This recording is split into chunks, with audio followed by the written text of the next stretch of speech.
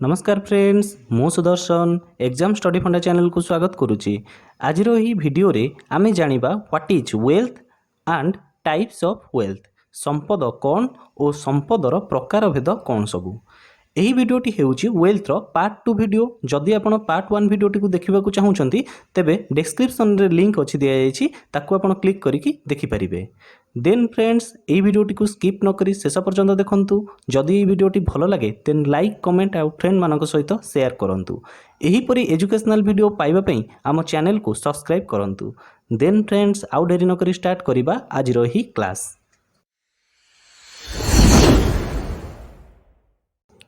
चलंतु प्रथमे जानिबा what is wealth. संपद कौन। It refers to the stock of goods existing at a given time that has a money value। एक निर्दिष्ट समय रे मौद्रिक मूल्ययुक्त गच्छित थिबा द्रव्य भंडार को आमे कौन कहिबा ना संपद बोली कहिबा। ताले गोटे पर्टिकुलर टाइम रे आम पाखरे जो स्टॉक हेकि थिबो जो जिंस गुड़िक बा गच्छित होई रहिथिबो, जदि तार मौद्रिक मूल्य अछि माने आमे मुद्रा देई क्रय करूचे से द्रव्य गुड़िक, ताहले आमे ताकू कौन कहिबा ना संपद बोली कहिबा। ताले यार एग्जांपल होउची कोन ना all types of economic goods. समस्त प्रकारर अर्थनैतिक द्रव्य गुड़िक आमे कौन कहिबा ना संपद बोली कहिबा। नेक्स्ट हेउची टाइप्स ऑफ वेल्थ। संपदर प्रकार भेद। प्रथमे हेउची इंडिविजुअल वेल्थ बा व्यक्तिगत संपद। ताले व्यक्तिगत संपद कौन चलंतु देखिबा ना the wealth which owned by the individual or a family is known as individual wealth. जेउ संपद व्यक्ति विशेषक मालिकाना सत्वरे थाए ताहाकू व्यक्तिगत संपद कुहा जाए। हाँ फ्रेंड्स, जहार मालिक गोटे व्यक्ति किंबा गोटे परिवार होई थांती ताहाकू व्यक्तिगत संपद कुहा जाए। यार एग्जांपल हेउची house of a person, TV, private school, private college etcetera. Also non material goods like goodwill of a businessman included in this sector. सदिच्छा गुड़िक व्यक्तिगत संपदर अंतर्भुक्त अटे।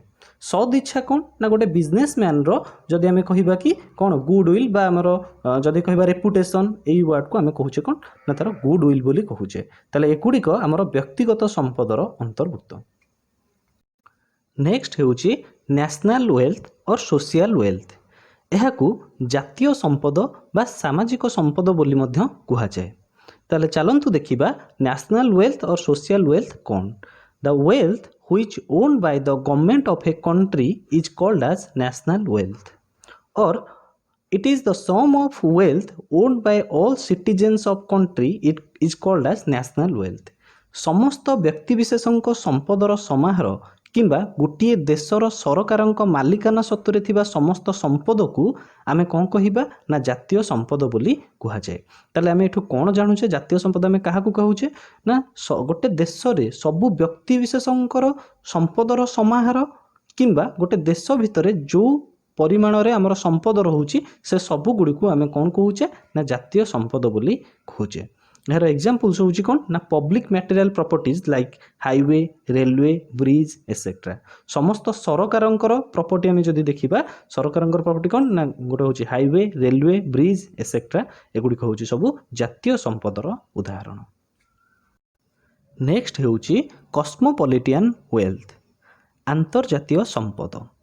ताले चलंतु देखिबा अंतर्जातीय संपद कौन ना the wealth of all the countries of the world are cosmopolitan wealth. In other words the sum total of wealth of all the nation are called as cosmopolitan wealth. सारा विश्व रे थिबा समस्त देश मानकर संपदर समाहार को अंतर्जातीय संपद कुहा जाए। ताले गोटे विश्व रे जेते देश अछंती सेमानकर समस्तंकर संपदर समाहार को आमे कोन कहिबा ना अंतर्जातीय संपद बोली कहिबा। ताले यार एग्जांपल होउची कोन ना रेड क्रॉस, WTO जाको आमे कहूचे कोन ना वर्ल्ड ट्रेड ऑर्गेनाइजेशन। नेक्स्ट होउची IMF जाको आमे कहूचे इंटरनेशनल मॉनिटरी फंड। नेक्स्ट होउची वर्ल्ड बैंक एसेट्रा। आशा करूची फ्रेंड्स आपण मानकर सब डाउट क्लियर थिबो। जदि किछि डाउट थिबो देन कमेंट सेक्शन रे कमेंट करिवे। Thank you.